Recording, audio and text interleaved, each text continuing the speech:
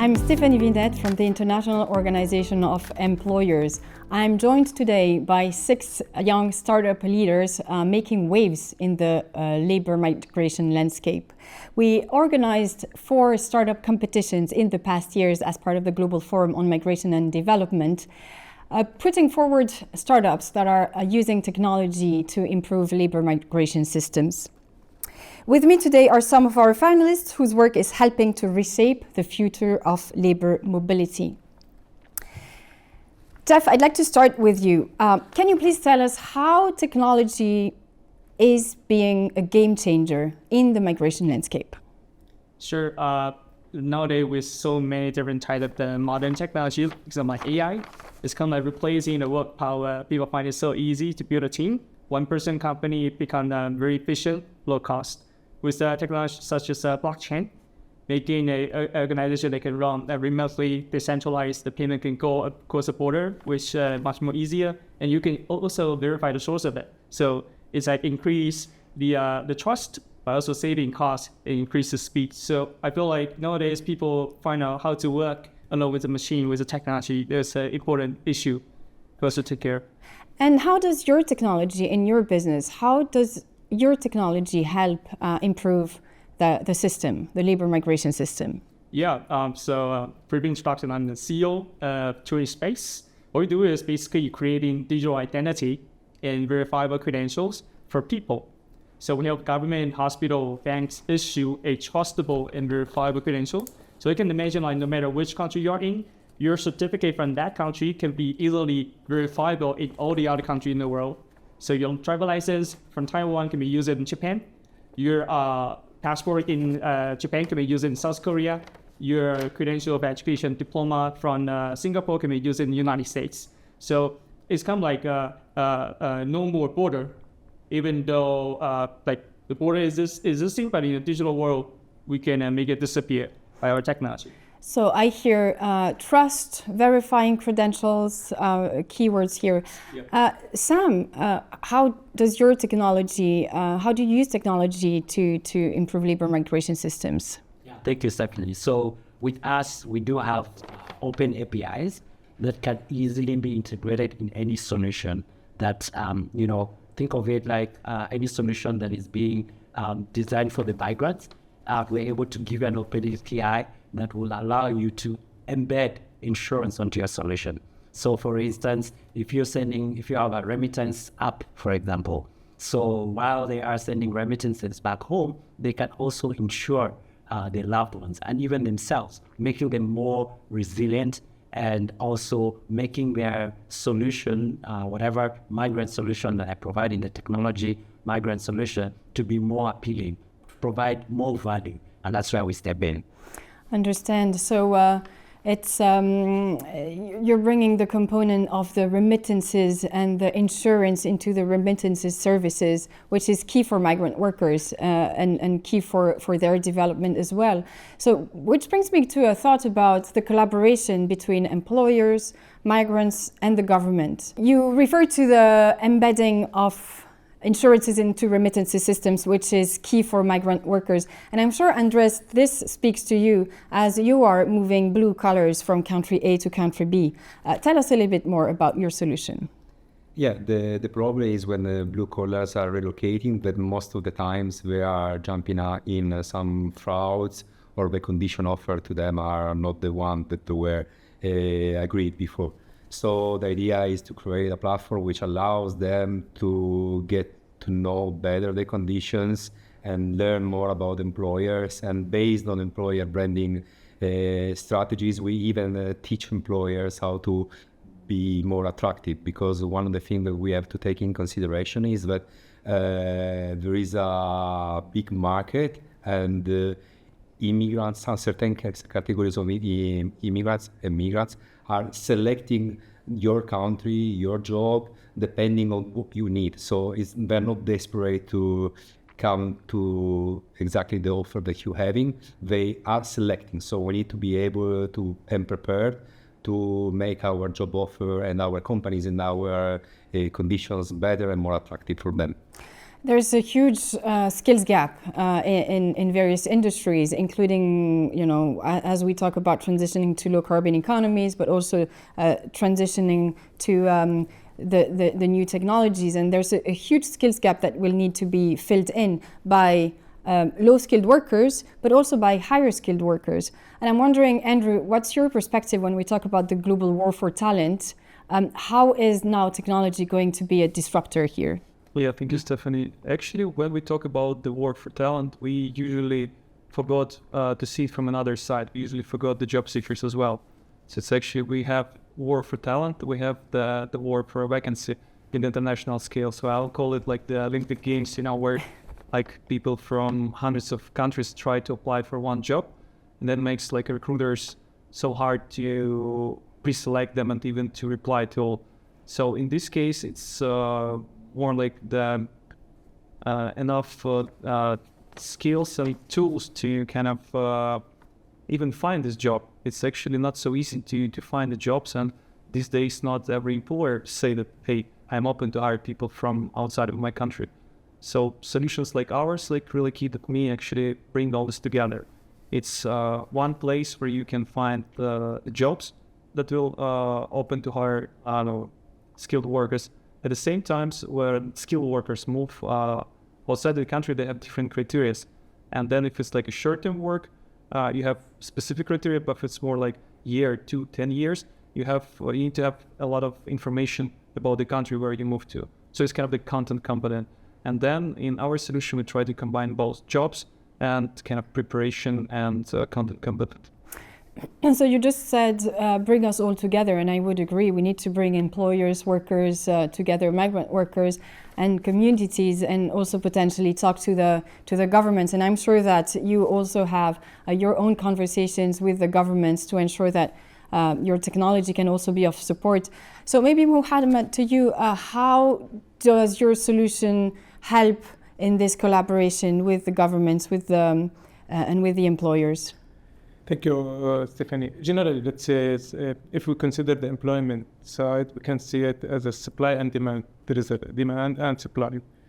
So what we do actually with the government, we help them to understand the job market landscape, which is a crucial part actually to understand how to supply this market with the talent. And this talent should be produced for the country they want to work on it. Let's say I'm from Jordan, we're producing talents in certain area. This industry is only fit for Jordan. For other countries like Europe and US, they have their own needs, and we need to put this in context so they can understand, okay, this is what we need actually. Well, this is what we need. This is what we need, yeah. Gabriel, what trends do you see in terms of skills landscape? What trends do you see on the horizon? What will we need? Thank you. That's an interesting question. And well, the thing that I've observed working with my company that does virtual experience and helping employers create talent pipelines through increasing the talent's employability by giving them real-life work simulations online, we've seen that the trend is shifting more from the traditional approach of looking at which university did you study at and what was your degree and what was your grades, to rather what can you accomplish. And we can see that on the global landscape, looking at someone like Elon Musk starting to hire developers without the necessity of having a degree. It's more rather on the ability of work. What can the candidate do? And we've seen that with employers, especially when it comes to hiring migrants. They choose to hire migrants because of the different approach that they can bring to their organization, or the type of experience that they can bring to the organization. And we've seen that both connected to refugees, but also talent placements globally. It's much more focused in a job application process to test applicants' ability rather than screening their CV. Meaning giving them a work test, giving them an assessment and assessing them on their actual work. And that is something that is then in return removing the requirement that many employers have of the traditional certificates and the documentations that you needed to have before. And which talks in favor, of course, for them, both refugees, but also young talents who are already talented in the space. Right, but then question, how do you recognize those tools, those skills, and these skills acquired off the job or off the of the school, so non-academic skills. And maybe, Jeff, your solution in verifying credentials could be one. So how do you connect employers, workers, and this with this skills recognition tool? Yeah, I think there are two layers of discussion. One is the technical part. The other one is the standard, like how to define the standard. Technical one is easy. So it's basically like using technologies such as e-signature, so we can trace back like who are the trustable source that issue the credential. Is it school, hospital, organization, or governments? The second is using a hash encryption, so we can make sure the integrity of the credential are good, so no one change it is counterfeit. And then the final technology is like kind of like authentication to identify, is it the real person that get the credential? Is the person still the same when that person is registering or that person is using or something like that? So those technology combination will be the solution that we do. For the difficult part is the standard, like how can each country and organization and school agree on each other that your course has the same level of the teachability, your course has the same syllabus with us. So it's a transitional comparison of the skill sets between country, between organization. I think that's the difficult parts. And I think in Asian, they have the skill set framework that look into the definition and category of all those skill sets. So that would be a starting point. I understand technology is bringing a lot of transparency to the various processes. Transparency, trust, provided that we're using it in the correct way. So transparency for us is key. But also in terms of skills recognition, Andrea, when you we're talking about the skills need, and I'd like to hear a little bit about your stories in bringing nurses to Italy. Italy who is a country who lacks nurses. Nurses will be needed to take care of an aging population in Italy. How do you see this skills recognition component impact your work? Yeah, of course, it's very important, and we are based on the certification that the nurses have from Asian countries. So it is like, let's say in this case, very easy. But the most complicated part is to convince nurses to come to Italy. Yeah, it looks like strange, but some European countries are not very attractive compared to what we can believe. So instead of being there and wait for the candidates, actually we need to go there and attract these candidates and somehow create a brand of country sometimes. And champions. Exactly. And I had this story about, I can share with you a story about a nurse that she sent me some videos about some bad events happening in Rome, about some nurses being aggressive by some, let's say, patients. So one of the things that I had to do was to actually to try to defend the Italian system and to try to say, no, come on, it's not gonna be like that. We're gonna take care of you. So yeah, once again, we need to push them and motivate them to migrate. Yeah, it's not that easy. Yeah, I understand that. It goes with the public narrative around migration, right? The narrative is rather counterproductive to our needs, to the employer's needs, when it comes to bringing more talent where they're needed to fill skills shortages. This narrative is for us key, is critical to be able to move forward and be able to hire the talents that we need. Back to the skills shortages. Gabriel, would you have, that magic bullet to share when it comes to improving the public narrative, and what type of messages the business community could share with either the governments or their own communities to improve that narrative? Well, I think one magic bullet is just listening to the private sector, because just the wave that we have seen is that if you ask the business, they will hire the best person for the job, disregarding their background or status. Of course, it's important that the person they're hiring has the ability to work, but if you uplift it, this problem is rarely with the company, but rather with the government side of how to actually do the integration. But I would say lifting up the fact that if a growing company needs to grow, they need to have the best talents. And in that case, in most countries, you don't have a complete set of talents for your organization within that country. So you need to have a solution for effective migration into your company when it comes to skills as well. I think it's important to lift up that employer's voice in that, because they will emphasize that they are very much pro the migration. And your solution also of helping African talent to find a job within their own country or in the neighboring region also is a good story to tell about there are job opportunities also to be filled, provided that there's a good matching happening, right, between the employers and the workers. And traveling abroad is not always the solution. As you were also saying, sometimes it's hard to have people move. You're also sometimes better off staying with your family and friends if you have the job opportunities and the social opportunities that allow you to do that. I wanted to hear also a little bit from you, Andrew, about this public narrative and how we could collectively help improve this. You work with communities, you work with, through network. How could we collaborate and collectively work to improve the narrative and make sure that the decisions that are taken and are driven by facts and by data? Yeah, I would completely agree with that you said, like that employers definitely need the best talent.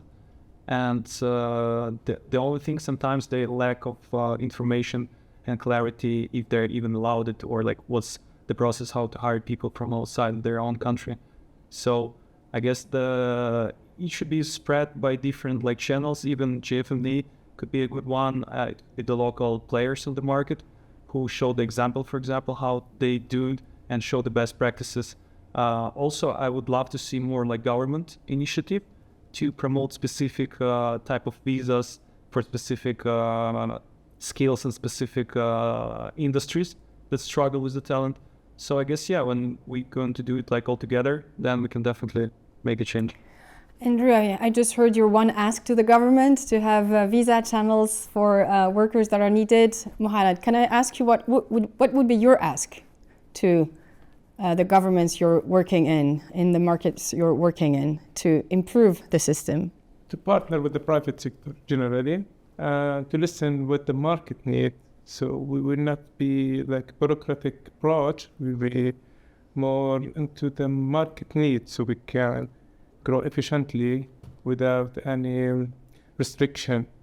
So it will be my advice for any government. Just listen to the private sector what they want. Collaboration, conversation, dialogue. I think this was also the purpose of today's conversation. Have a very open and frank dialogue about what the private sector needs in terms of labor mobility and how technology can help shape this landscape. I'd like to conclude by asking each of you to tell me the one inspirational word that will help improve this public narrative and help bring facts back to the table. Maybe in this order. Gabriel? The one word, and I would say inclusivity. Inclusivity. Yeah, to talent. That's Talent. talent, Yeah, I would say resilience. Resilience. I do trustability. Trustability. I would say immigration is a resource. Resource. If it's let's say it, I say resilience generally, but I think we say it's mobility. Mobility.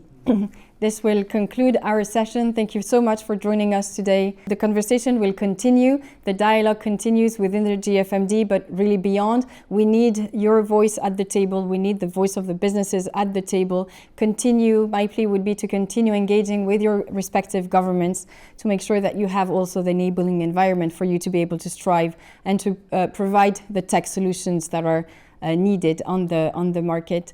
Thank you so much for listening and wish you all full success for your continued work. And we hope to see you very soon at the GFMD and beyond. Thank you from the IOE. Thank you so much.